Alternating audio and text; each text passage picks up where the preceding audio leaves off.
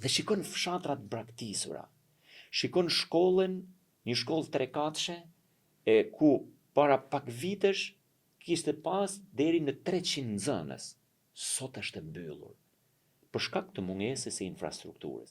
Gjithë ajo bukuri natyrore vetëm për një rrugë, pra për një rrugë, për një infrastrukturë rrugore, që pak vëmendje i duhet që të kthej qeveria dhe i jep energji të jashtëzakonshme banorëve të cilët janë larguar. Dhe duke biseduar me banorët, më rrëfyen që shumë prej të rive sot janë në Londër, janë në Itali, janë në Austri dhe janë gati të investojnë në qoftë se do bëhet rruga. Po imagjinon të bësh bujtina në ato vene se çfarë të ardhurash ti krijon për banorët, çfarë të ardhurash krijon për bashkinë, çfarë të ardhurash krijon edhe për shtetin. Pra, fokusimi te turizmi është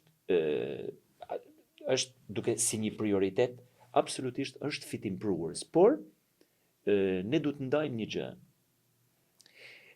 Ne duhet të abinojmë, pra ta përshtasim turizmin balnear, pra turizmin e stines, turizmin e detit, me turizmin gjithstinor, me të gjitha stinat, me turizmin e gjuetis, me turizmin malor, me turizmin arkeologjik e historik, me turizmin kulinar. Abinimi të gjithë këtyre turizmeve duhet të kthehet në një bazë përfitimi të gjithë qytetarëve, të gjithë banorëve të rrethit të Lezhës. Ti nuk mund të projektosh një turizëm elitar ku qytetari jot nuk mund të përfitojë. Padyshim që ti duhet ti përshtatesh turizmin elitar edhe me turizmin masiv.